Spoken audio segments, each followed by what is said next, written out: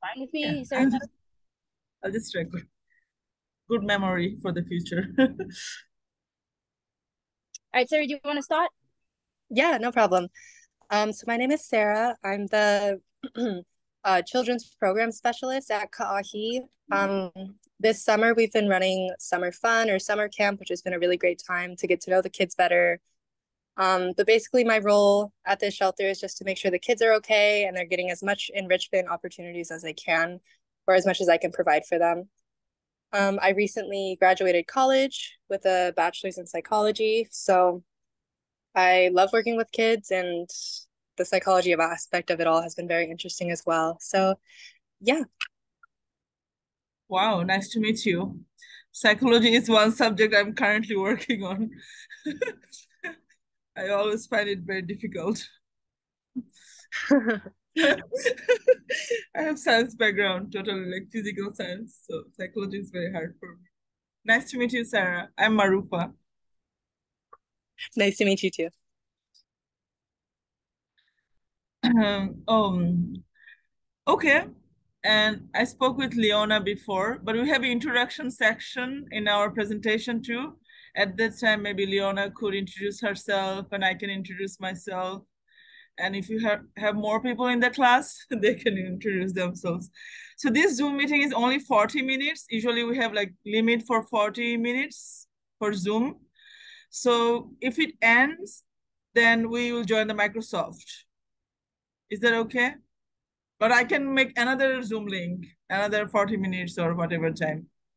I think if it ends, we should be able to use the same link again. So we should be fine. Okay. If Okay. not, then we'll do. Okay, so this is a disclaimer. So when the time starts, let's say 3:35, we'll make sure we have another meeting link or just something. 3:35, we will have a reminder for next 25 minutes or something. Okay. It's kind of like logistics. All right, so I will. Okay, my name is Marufa Bhuiyan. I'm originally from Bangladesh. This is my flag. Born and raised in Bangladesh. I moved to Hawaii in 2013. I lived here almost 10 years, but I travel almost every year. Since the pandemic happened, traveling is kind of difficult.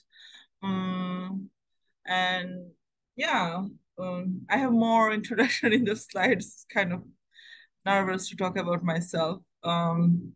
So I'll share my slide. Let's see where is the sharing? Okay, screen sharing, share. Okay, see my screen. Um, you see a screen like a mountain triangle. Okay, Yes. that's my tattoo, by the way. Here. My I logo. love it. That's Yeah, so cool. company logo. Um, Here, let me go back to my presentation. Okay.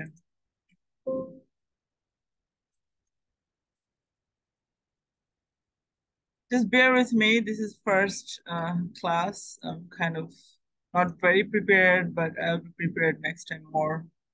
Here is lecture. Do you see my screen? Yes. Okay. So usually I speak in the conferences. So sometimes my talk could be very technical, but just try to, like keep up with with the understanding.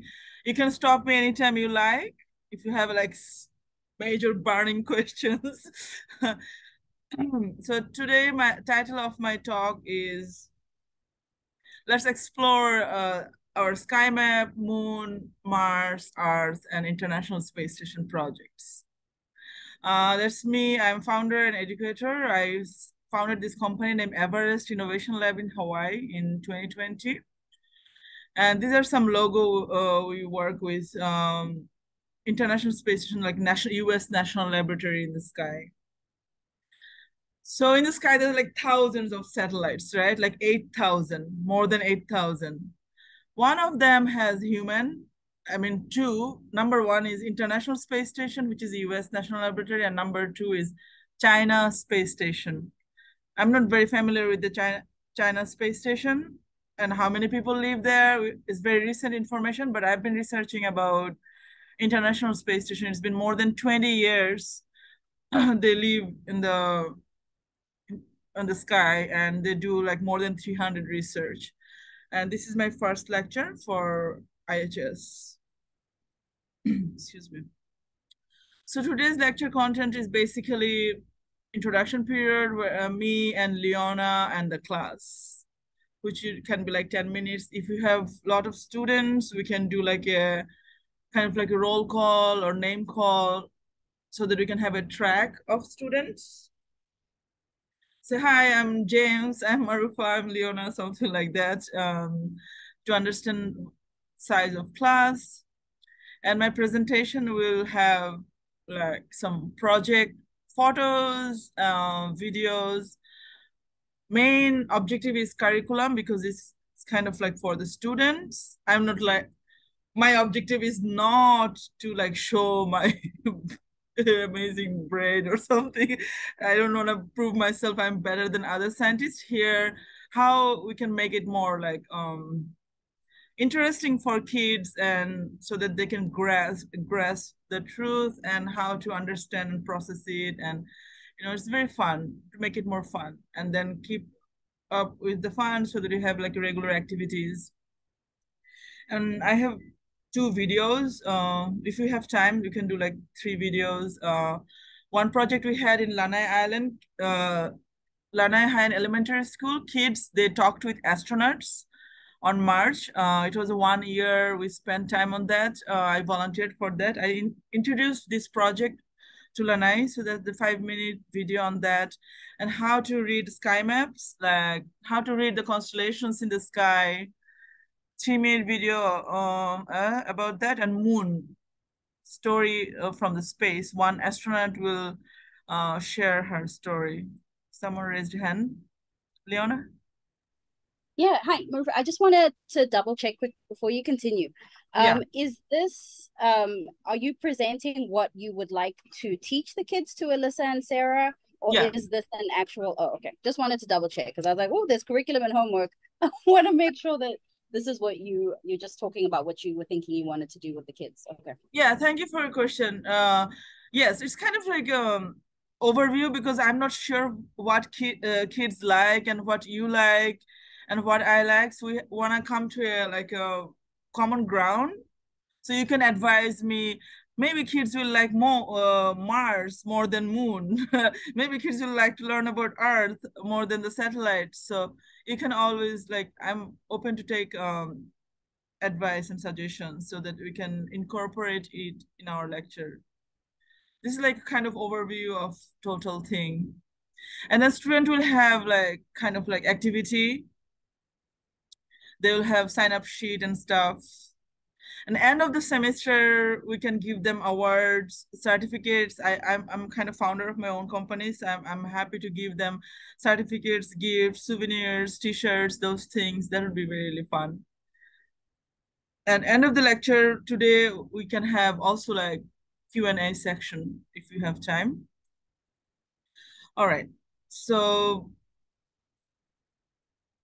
I can jump into the presentation now. Are you guys okay? All right, so here, these are kind of subject. If I teach in a school, if size of 10 kids or 20 kids or 5 kids, I'm not sure how many, probably more the merrier. Then we can divide the class several teams. So we can do Moon 101, Mars 101, Earth as a spaceship, and then International Space Station.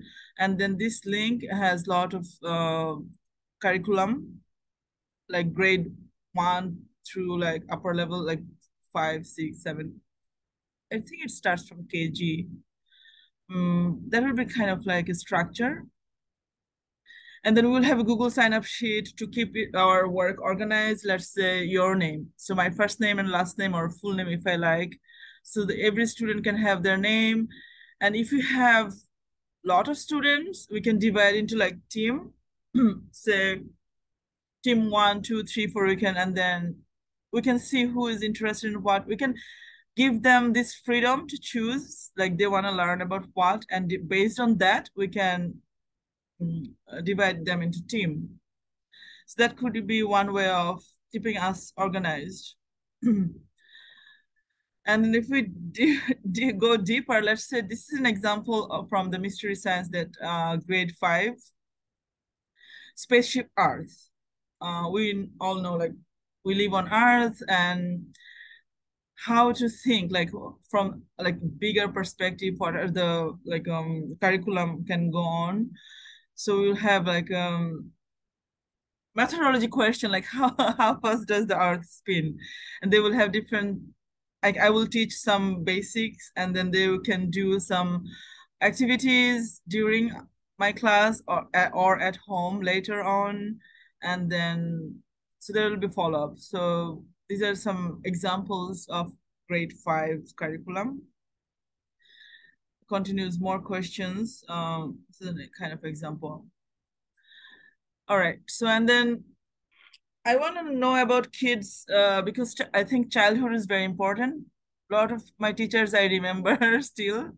I have like deep influence on my personality and my career. So I want to ask them, like, who do they want to be when they grow up? Like, do they see themselves, they want to be a doctor, engineer, or astronaut, or an artist, you know, like to keep them, to understand their psychology or future, you know, if they dream about those things. I'm sure they do. So globe, Earth is globe. So I worked for this project. I volunteered for this program called NASA Globe program for 3 years. And I judged student projects from all around the world, like because I know Arabic, so they give projects from Saudi Arabia, from Qatar, and then from US, like 5 countries. And then I would give at the end of the judging, I can choose, I have to choose like which project goes higher and lower, and then they get like 3-star, 4-star. So I was volunteering last, like since 2017, 18, 19, 20. Not anymore, but I'm still involved with them. If they're interested, they can learn about Earth and various projects around the Earth. That would be probably 1. So where is Earth? So right now we are on Earth, and then Mars is just like the next planet, and Moon is just here is orbiting around the Earth. So we just want to go to the next planet, right? That's our dream. I mean, within our lifetime, hopefully some of us will go, or our children's lifetime.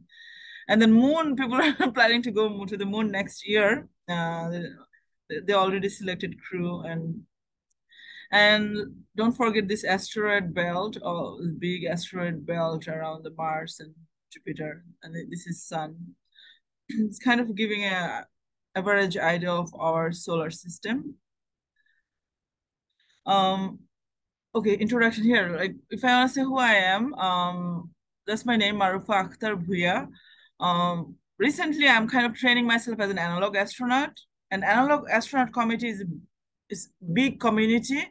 This was the conference last year we had in Arizona, and each of these candidates, they're like so talented from around the world, like from France, from Europe, or from Africa. We meet people from all around the world. It's really fascinating to learn what they're doing.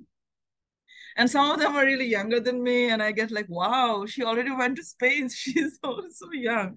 So it's just like learning, and basically they just inspire people. So here's some bio about me, and we partner with several organizations. For example, mainly I partner with UH because I used to study there, and every year we participate NASA's space apps, and last year we got honorary mention, and that's my husband. He's wearing flowers on the corner. Okay, so task. What will we do as part of curriculum? In the beginning, we will have a presentation every week, maybe once or twice, depends on the timing or calendar, maybe at least once. Give a lecture and introduce activities to kids, and then divide the class into teams. So for example, now we are 4 people, you can be like 4 teams. And each of us can choose, okay, I choose Moon, I choose Mars, I choose Earth, I choose the satellite, International Space Station. And we will have activities to make it more interesting. And then they will report in the next class. And then I can provide them reading, additional reading or homework. So what is International Space Station? I didn't know about this maybe like 5 years ago. And ever since I learned about it, I've been like researching a lot. So currently, this International Space Station is a football-sized big space station rotating around the Earth 16 times a day. So they see the sunrise and sunset 16 times per day. These are the astronauts currently living in the space. 1, 2, 3, 4, 5, 6. How many? He's Russian, I can say. He's American, He's from United Arab Emirates. And he is Spanish. I think he's Russian. I have to see the flag. So these are 7 people. And yesterday I was in the press conference. These 4 people got selected. She's from Iran. He is from Japan. And he's American and he's Russian. They will be going next week. So this, and then space station is divided. This is the Russian module where only Russian crew members live there. This is the US module, US crew members live there. This is Japanese module, Japanese, but they kind of hang out with each other depending on the timing. We have a video in this page. What are we doing at the time? 3:25. Okay, we have 10 more minutes. We'll show the video maybe like 5 minutes. So we talked with this astronaut, Udi Hoberg, on March. Lanai High Elementary School kids talked with them. We have a video.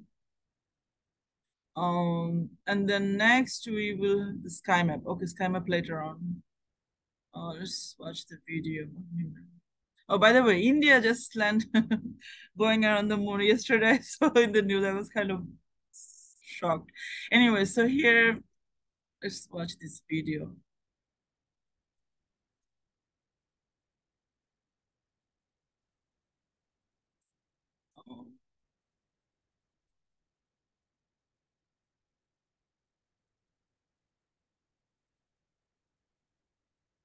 Still loading.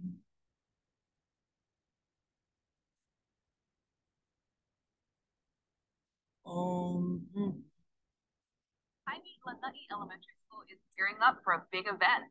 The school was selected to take part in a live interview with an astronaut aboard the International Space Station. Archie Mendoza has the story. Hi, this is Am. Do you have any telescopes on the ISS, and if so, how far can they see? Over. We have binoculars that the crew can use. I think we have some remote detection instruments outside the space station. Every year, a few schools are chosen from among many that apply to interview astronauts aboard the International Space Station. The program, called ERIS, is a joint venture between NASA and amateur radio operators. This year, Lanai Elementary got one of the golden tickets. Little Lanai, how did we get chosen? We were one school out of 9 in the entire country to be chosen for this opportunity. So it's been really exciting. 5th grade teacher Danielle Erickson is the person who's responsible for the school's involvement with ERIS. She found out about it from a friend who is an astronomer. I only had a few weeks to fill out the proposal last March. And I said, you know what, this sounds exciting. Let's give it a shot. That shot in the dark hit the bullseye. On a day later this month, with the help of a ham radio operator, the school will hook up with the space station for a live Q&A with one of its astronauts. Students will have a 12-minute window to squeeze in their questions and hear the astronauts' answers. This is November Alpha 1 Sierra Sierra, the International Space Station, over. I would like to know how they celebrate their birthdays in space. What would you want to know? What was one of their most exciting discoveries that they have made? My question for the astronaut would be, is there a teacher that inspired you in your journey to become an astronaut? To get ready for their space talk, the kids have watched videos about the space station and learned about the important role amateur radio operators play when emergencies cut off other means of communication. This is our way to communicate in events of emergency. This is our lifeline for getting a hold of emergency services and making sure that people are safe. Some of Lanai's middle and high school students will also join the ERIS event. At the elementary school, Erickson started a science club and took students to stargazing events and on a field trip to meet an astronaut. She has been working on the project since the school was notified a year ago. You know, it is a big event. It's hyped up a lot. Right at the day of the event, I know I'm starting to feel some anxiety myself. The International Space Station, an unparalleled laboratory for cutting-edge research unachievable in Earth's gravity. The experience for Lanai Elementary School will be out of this world. And like NASA says, the countdown to liftoff is on. I'm Jim Mendoza for Hawaii News One. Cool video, right? I love this video. What an achievement. So International Space Station, you see this line, you can spot it sometimes in the sky. This was our regular hobby at UH, spot the station. So we could teach kids about radio. There's a big syllabus on that. That would be too much. So NASA selected these 4 people to go to the moon next year. They're not literally landing on the moon. They'll be just like a loop. So they'll, you know, like here, getting into the rocket and then fly like this, and then come back and splash down in the ocean. And then yesterday I got any news in my Twitter. India launched Chandrayaan-3. I mean, India, it's kind of crazy what they do, because a lot of their broken pieces fall down in Bangladesh, in the Bay, Bengal. So sometimes I don't like them, honestly, because they don't follow protocols and all these things. But still, NASA doesn't like China. China cannot apply NASA projects. It's prohibited because they manipulate data and all this. But India still, they just started this space exploration. So they will do July 25, it was here, and then they're kind of planning to go like this way and coming back. I don't know where it's gonna splash down, but hope not too close. But anyway, here, so homework 1, this is Hawaii sky. So homework 1 for kids, I will teach them these constellations. For example, all these names, the bold letter, these are Hawaiian words, and we have Greco-Roman, and a lot of meeting will end in 10 minutes. A lot of constellations in Arabic too, like Arcturus. My middle name is Akhtar, so it's Arabic. Came from Arcturus, and in Hawaiian they call Hokulea. It's like a very famous constellation. You can see Summer's Triangle very easy from my balcony. I can see it. So the kids will choose like what constellation they like. They can draw it, because my hobby, I like drawing. For the last few years, I'm really getting good at drawing constellations. Sketching, it really feels like very meditative. So they can practice drawing like 3 or 4, but there is video like how to read the constellations. Let's before we go to the next video, and then we can have the other homework, let's figure out our meeting. I'll stop sharing for a while. Where is this Zoom? Here. Okay, stop sharing. Okay. Is so far so good? Do you get my ideas, what I'm trying to say? So I think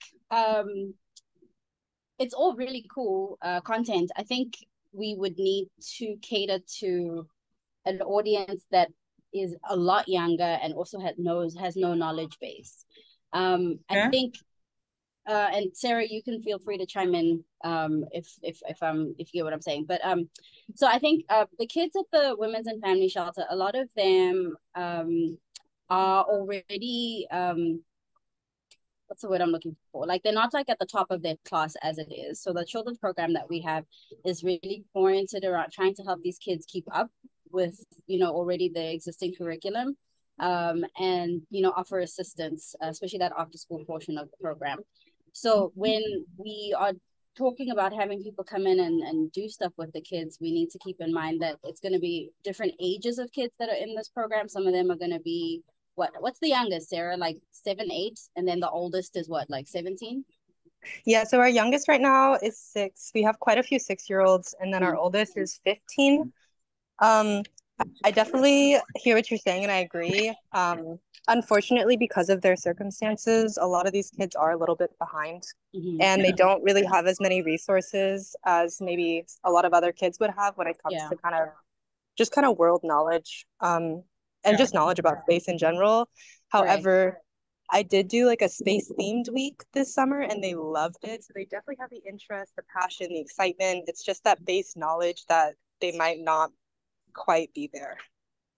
Yeah, so I think we need to figure out, and this, Sarah, we can work on this, but we need to figure out if we were going to do something very simple that sort of would maybe align with, and we maybe do like a week, like you're talking about, Sarah, like you've done already.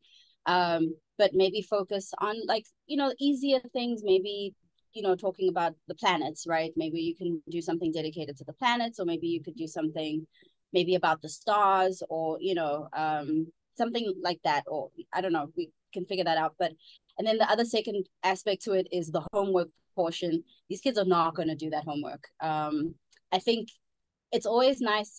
I think it also just depends on the ages of the kids, but I think sometimes if there's something tangible that they can do while and learn at the same time, but not anything that they have to then go ahead and go do, come back next week and having read chapters 5 and 10, that's not gonna, these kids aren't gonna do that. And also, trying to convince their parents as well that, oh my gosh, this is maybe important for this or that reason, is a whole other battle as well. So you want to keep it as simple as possible, to make it easy for everybody to understand at all those different age groups, and just less homework for sure. Sarah, you want to add anything else? I'm listening. Sorry. Yeah, I agree with what Leona said. I think because of also like their living circumstances, it is a shared living space. So they don't necessarily have any desks or space to do homework even, which is why they come to the programming, because it gives them kind of space in a setting where they could be doing homework. However, if you did want to go that route, I could do it with them as kind of like a mini lesson plan where I would do the homework with them and kind of have that be more engaging for them, because Leona is saying that they do kind of need that external motivation and someone to kind of keep the interest up in the work that they're doing. Okay. Yeah, that's what I thought. Because it's kind of difficult for me to like come down, like, because usually I speak in the conference, but I get the idea. We have like 4 minutes here before meeting ends. Let's just thank you for sharing your valuable comments. Very helpful. About the kids and the situation, like real situation. So here, what I didn't share here, this, sorry, go back. This page in my third slide, so second slide was contents, third slide started with this lesson plan or curriculum I'm gonna follow. So I don't want to make it like too difficult for kids. So if I go to this website, have you not heard of this website before? Mystery Science? So here they have all this grade level. So it's first grade, second grade, third grade. So let's see if I choose fourth grade. Human machine, but so there are all these lessons based on the age group. So that's why I want to do like a team up, like based on their age. Like if you guys could help me in the second half of the meeting, like how to understand the kids age group, so that we can just follow a lesson plan from here, right? Let's say if it's the first grade here, so 6 years old would be which 6 years means kindergarten, right? Below kindergarten. Six would be first grade. However, just from my experience with them, when I've been doing kind of pre-made activities or lesson plans, they are kind of at the level of kindergarten. And I would say just to kind of test the waters, it might be best to do a grade before or a grade below them level for like, instead of like the fifth grade level for the fifth graders, doing like a fourth grade level for the fifth graders. Okay, that makes sense. Okay, so we can do like the first class, when we have the first introductory session, we can do like assessment and you guys can help me out. Can I make a suggestion? And sure. Sarah, Alyssa, this is where you guys tell me what you think of what I'm thinking. But I think because we can't separate the kids up by grade or anything like that. And I think what we can maybe do is, this is something we did way back in my day at school, was it was part of an assigned reading thing that we did in English, and we were able to choose a tangible art project kind of thing to go along with this book that we were reading. So not necessarily that it has to be that complicated, but I'm just thinking, for example, like if we chose the moon as the subject that we were going to learn, to make it interactive, maybe you could have the kids participate in building like a model of the moon, or maybe have them participate in building a model of the solar system. And then each week, as we build, the next planet, we can have fun facts and talk about fun facts about the moon. What do you know about the moon? And then they can answer and have, I know it comes out at night. I don't know what kids know. It's made out of cheese. I don't know. And then, have them say what they know. And then, you can add, very basic facts about this is what the moon is, and this is this. And then we spend time, making the moon model, and then we do, what I mean? Like do the next thing. Yeah. That way everybody gets to be involved, and it doesn't eliminate a person based on what they do or don't know. And you know what I mean? And it keeps them engaged, it keeps them, but then it doesn't have to have necessarily, it's just not too complex in my mind. I don't see that being too complex. But Sarah, what do you think? Yeah, I actually really like that idea. I think doing that initial, like, what do you guys already know about the moon, kind of helps them come from a space of like, at least they know a little bit of it, and kind of like affirming those understandings and kind of like praising them and whatnot could help them not feel over their heads, I guess, when it comes to more complex topics. However, we have done some videos and some informational talking about moon phases and stuff like that. So I could definitely incorporate more space themed educational videos too. They love space, so I think that they would also be interested in it. Sure. Sarah, sorry to stop you. We have less than a minute. Leona, can you confirm you got my email from the new